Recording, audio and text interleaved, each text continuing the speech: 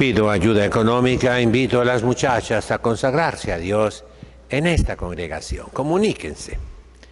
Hoy es primero del año, la fiesta en el rito tradicional de la circuncisión de nuestro Señor Jesucristo.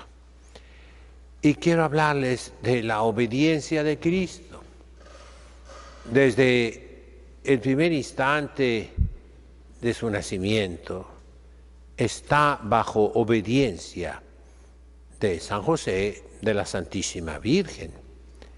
A los 8 días de nacido, hoy, es llevado a el templo a circuncidarse. La circuncisión es la marca del pueblo judío.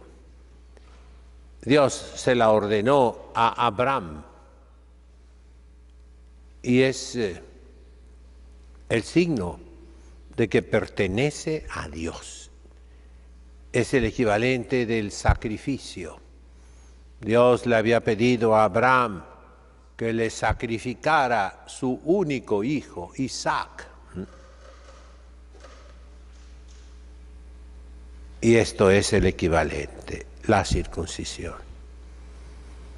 Es el inicio de los sufrimientos de Cristo nuestro Señor desde niño, que culminarán en su dolorosa muerte en el Monte Calvario, clavado en la cruz para quitar los pecados del mundo. Es también para todo el pueblo judío la señal de la predilección de Dios. Dios te escogió para que sufrieras con su Hijo Jesucristo, para que junto con Él, a través de la pasión dolorosa, salvaran al mundo. Esa es la predilección de Dios para cualquier persona. Predilección significa más que a otros, en algún sentido que no comprendemos de una manera total, pero sí, mis hermanos, es amar más a una persona, más que a otras. En cierto modo, sí, yo lo repito, en algún aspecto nada más, En sentido total, Dios nos ama a todos igualmente. Somos sus hijos, del mismo modo, adoptivos.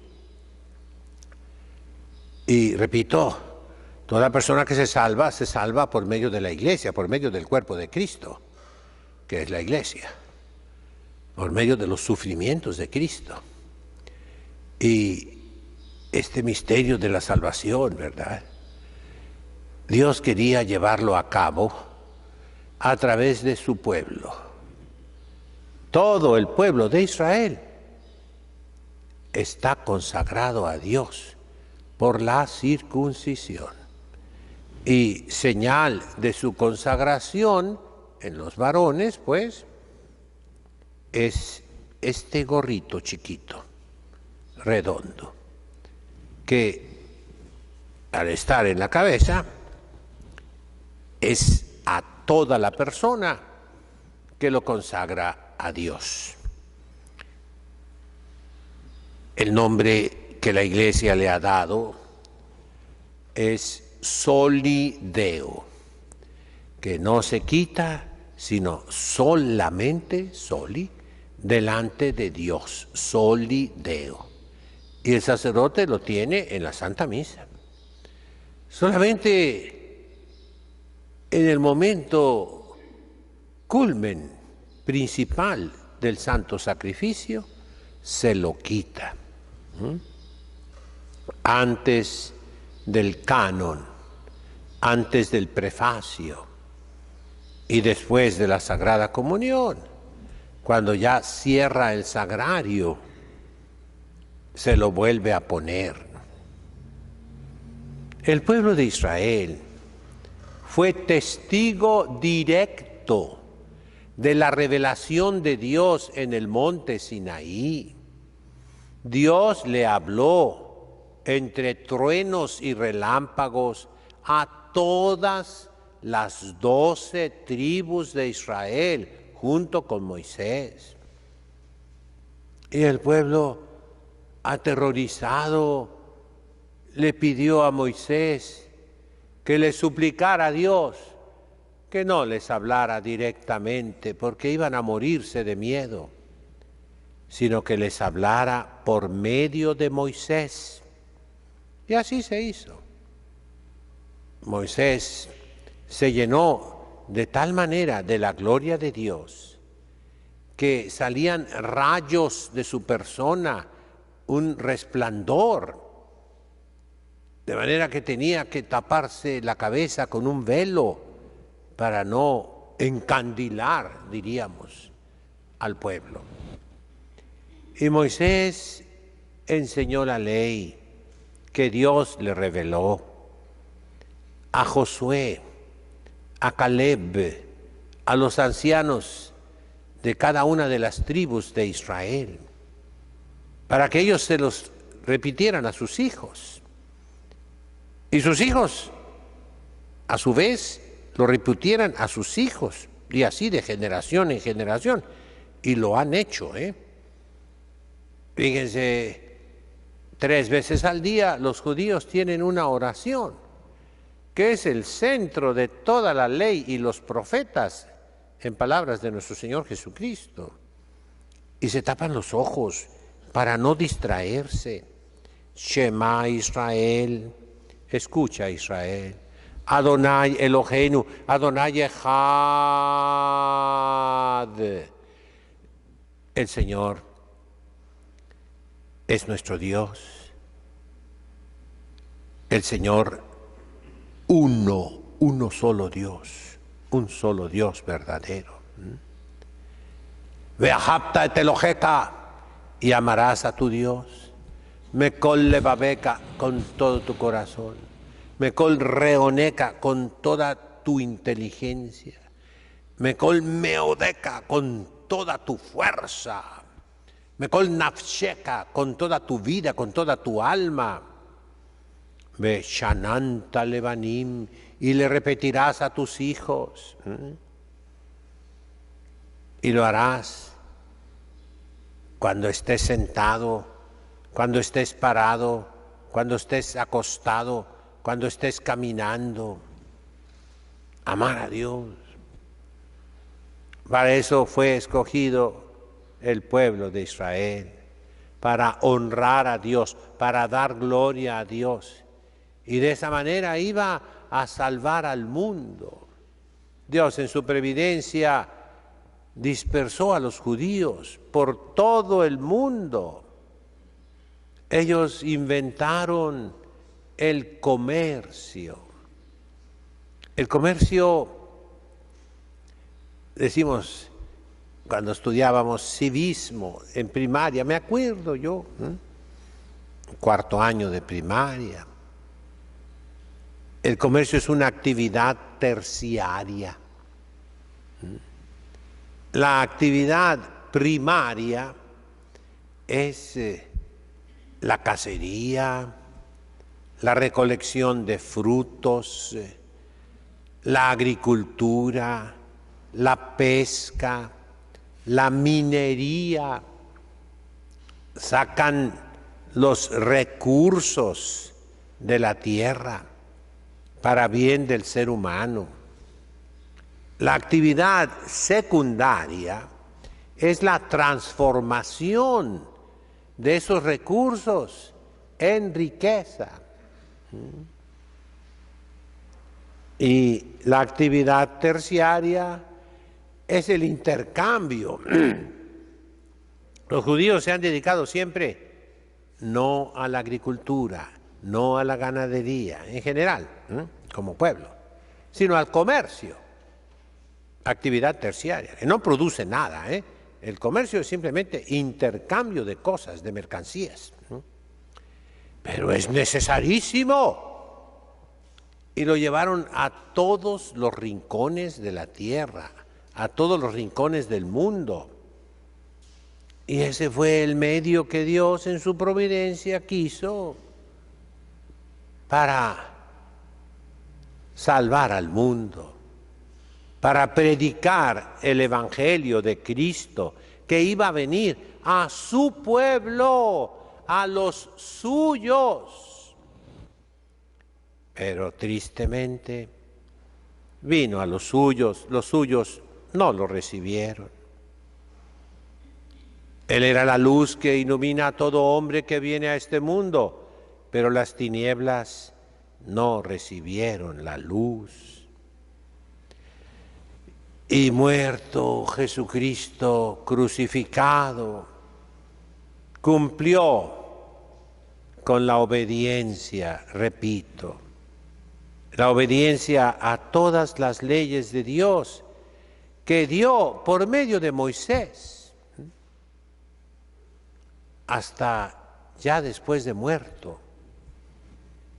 Dice San Juan, un soldado no le quebró las piernas como a Dimas y Gestas, sino que con una lanza le abrió el costado, para que se cumpliera, fíjense bien, que se cumpliera en obediencia la Sagrada Escritura que dice, no le quebrantarán ningún hueso. ¿A quién? Al Cordero Pascual, que era crucificado. Repito lo que siempre les he enseñado, y es necesario que sepan ustedes esto para defender su fe contra todos los ataques que por todos lados están en contra de ustedes. En la antigüedad no existían los hornos como el día de hoy, horno de bóveda, no. Los hornos antiquísimos son los pozos en los que se hace la barbacoa mexicana. ¿Qué es? Un hoyo en la tierra, nada más, un hoyo, sin chiste. Lo llenan de leña, le prenden fuego y ya que se consuma toda la leña, las paredes están calientes como un horno. Y metían ellos el Cordero Pascual, pero para que no se ensuciara con la tierra, lo clavaban desde la boca hasta las patas traseras en un palo, y para que no se recostara en las paredes del pozo, le ponían un travesaño, otro palo, de una de las patas delanteras a la otra. O sea, lo crucificaban literalmente. Esa es la historia, esa es la verdad, esa es la arqueología. Igual que a Cristo, clavado en la cruz, Cordero de Dios. De manera que toda su vida, sobre todo leyendo el Evangelio de San Mateo, constante me dice, esto sucedió para que se cumpliera la profecía que dice así, así, así. Desde su nacimiento. Herodes el Grande, cuando llegan los Reyes Magos a preguntar por el Mesías, llama a los sacerdotes y escribas del pueblo, del templo. Les pregunta, ¿dónde debe nacer el Mesías? Con mala intención, con intención asesina. Y le responden, en Belén de Judea, así está escrito. Y tú, Belén, no eres la más pequeña entre los príncipes de Judá, porque de ti nacerá el caudillo de mi pueblo. Ahí se cumple la escritura, dice San Mateo. Y en cada detalle de la vida de Jesucristo, cumple a la perfección todos los mandamientos.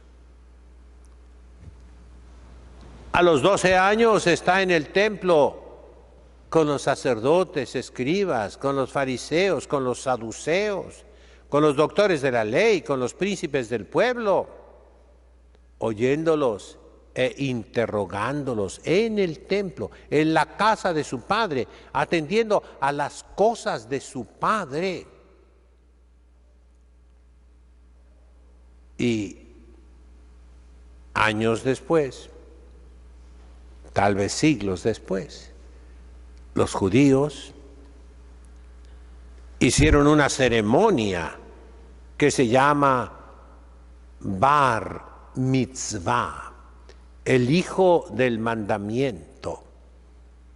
A los 12 años, cada varoncito, cada niño judío hace una pequeña lectura de la ley de Moisés en la sinagoga, y su padre, delante de toda la asamblea, hace una declaración.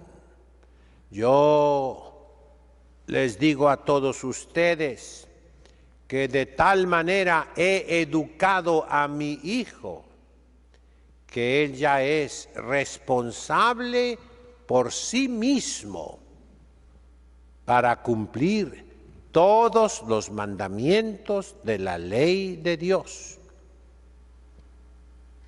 Pero primero fue el niño Jesús. Él quiso cumplir todo. Quiso sufrir, obedeciendo hasta su muerte. Y así concluye la ley de Moisés. Ya no obligará. Fue su perfección, fue su completamiento. Él lo dice nuestro Señor: yo no he venido a abrogar ni la ley ni los profetas, sino a perfeccionarla. Y esa palabra, una de las 7 palabras que pronunció Jesucristo en la cruz, mis hermanos, a eso se refiere. Pantateteletai. Kol meshalem. Todo está en paz. Todo está perfecto. He cumplido la finalidad por la cual Dios se reveló a Moisés y a su pueblo. Pero su pueblo lo crucificó.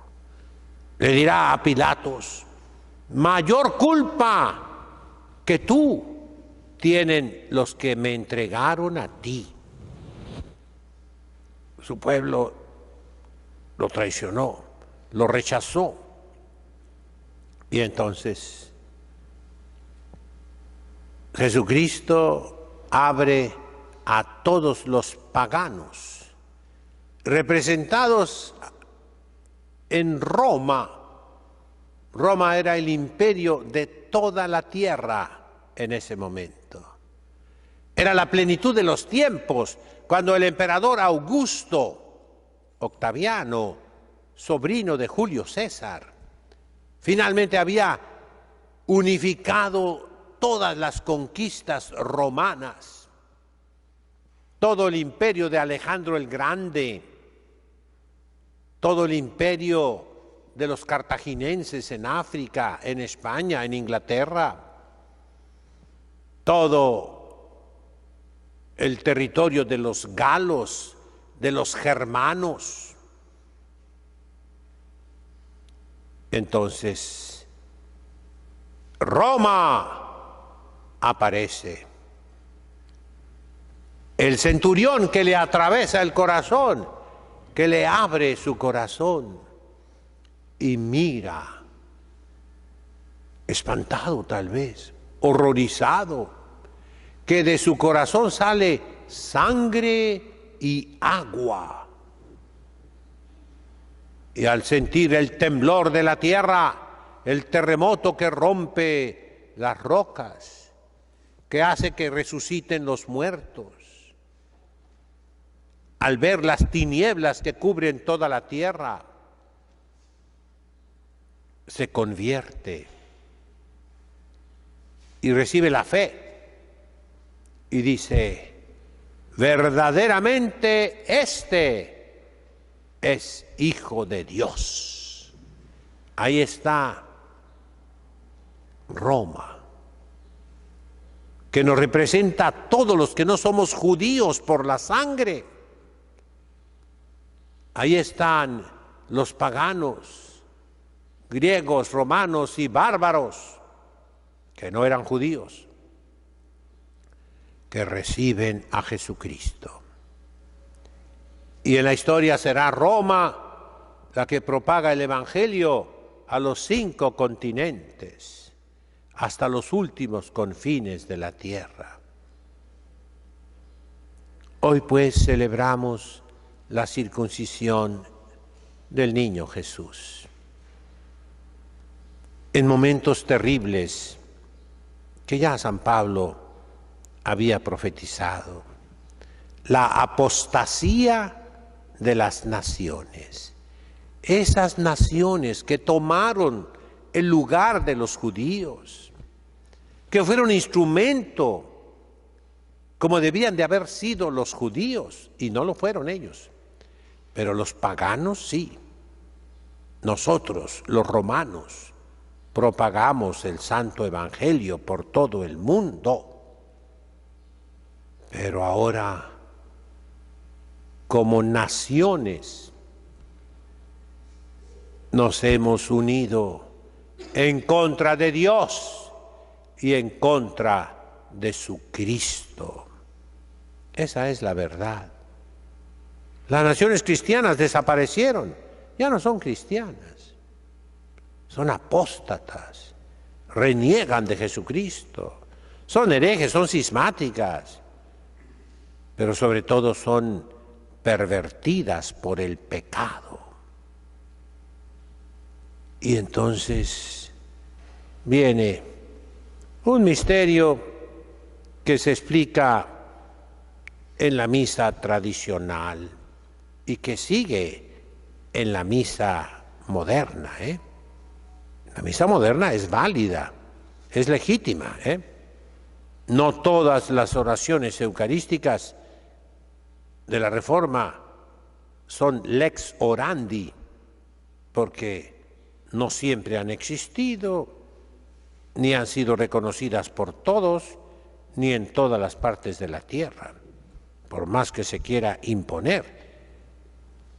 La lex orandi es histórica, son hechos, y contra los hechos no existen argumentos. Ay, padre, ya estoy bostezando, no entiendo nada, padre. Aguanten un poquito más, pero algún día lo entenderán. Entonces, ¿cuál es ese misterio? El sacerdote toma la hostia grande ya para llegar a la Sagrada Comunión y la parte. Se habrán fijado en eso, ¿verdad? De hecho, así se llamaba la Santísima Eucaristía, la Santa Misa, fractio panis, el rompimiento del pan. La parte en 2 mitades, y aquí el uso español milenario que se conserva en algunos ritos orientales. El sacerdote con la patena, que es redonda, es un platillo redondo, y que en origen es un cuchillo, marca en la hostia una rajadita por donde se le va a cortar. La interpretación a través de los siglos es que esa es la lanzada de Cristo, que Longinos, ese centurión romano, le hizo a nuestro Señor ya muerto. Corta en 2 pedazos, y de un pedazo le corta la parte izquierda, un cachito, y la mezcla en el cáliz, diciendo al mismo tiempo: Pax Domini sit semper vobiscum. Y eso simboliza la muerte de Cristo nuestro Señor, dolorosa, cruenta, que de una manera incruenta, o sea, sin sangre, cruoris significa sangre, de ahí viene crueldad. Pero unos instantes después, al pueblo le muestra la hostia, otra vez unida, los dos fragmentos. Ecce agnus Dei, exequitolit peccata mundi. He aquí el Cordero de Dios, he aquí el que quita los pecados del mundo. Jesucristo resucitado. Sí, murió en la cruz, pero resucitó, porque es Dios.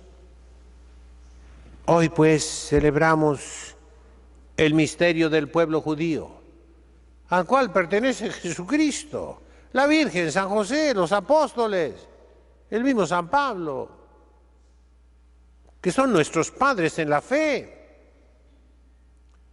Y la Iglesia siempre ha sufrido viéndolos con un velo sobre los ojos, no para cubrir su resplandor, sino un velo de tinieblas, de ceguera, de oscuridad, que les impide reconocer a Jesucristo como pueblo. Y en palabras del Papa Benedicto XVI, que murió el día de ayer, él tiene unas palabras interesantísimas sobre esto. En sus escritos, dice: la conversión del pueblo judío va a ser en masa, como pueblo entero se va a convertir. ¿Y eso de dónde lo sacó el Papa Benedicto? De una revelación especial, no, de sus estudios. Si estudiamos a fondo San Pablo, los padres de la Iglesia, esa es la tradición cristiana. Los judíos se van a convertir como pueblos. Y dirá San Pablo en la epístola a los romanos, que es misteriosa, que es difícil, pero que estamos leyendo en estos días en el oficio divino. Dice: si por el rechazo, la desobediencia de los judíos, a nosotros, las naciones paganas, a los que no somos judíos, nos vinieron tantos beneficios. Nosotros somos el nuevo Israel, somos el pueblo de Dios, somos los escogidos de Dios, somos los portadores del Evangelio. ¿Qué será cuando los judíos mirarán al que traspasaron? A Cristo, que lo traspasaron. Lo mirarán, se arrepentirán de su pecado y lo recibirán finalmente como su Dios, como su Rey. ¿Qué sucederá?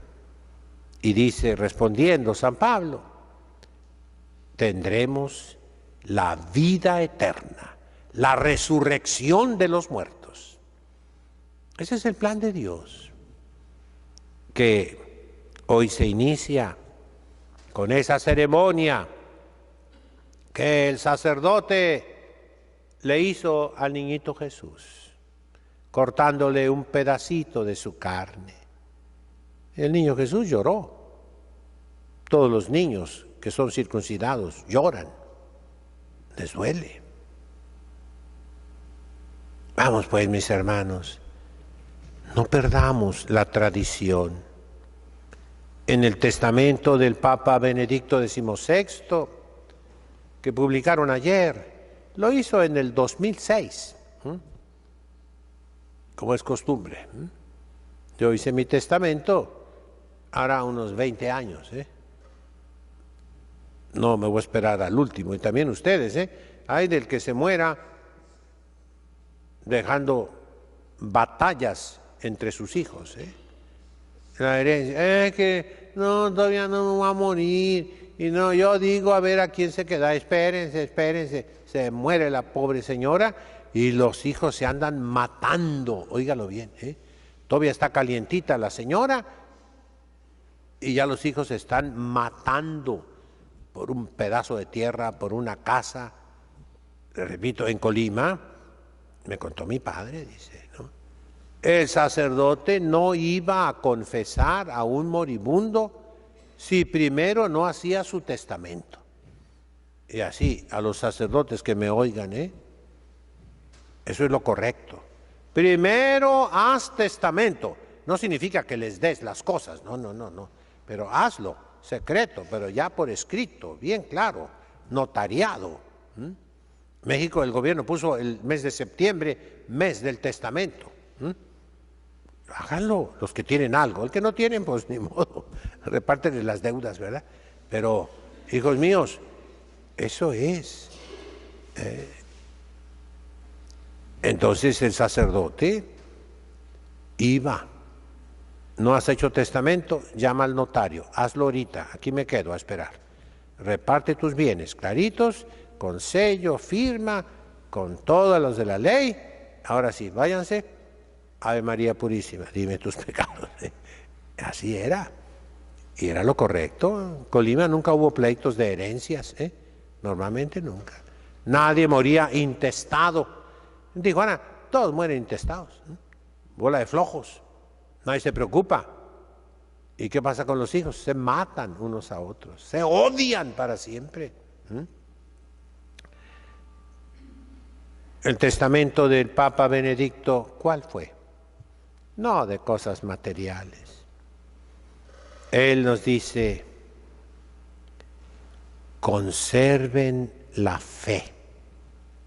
Conservar la fe. ¿Qué significa conservar la fe? Todo lo que tus padres, abuelos y bisabuelos te enseñaron. Consérvalo. No lo despilfarres, no lo destruyas. Y ese es mi deseo de Año Nuevo para todos los que me escuchen.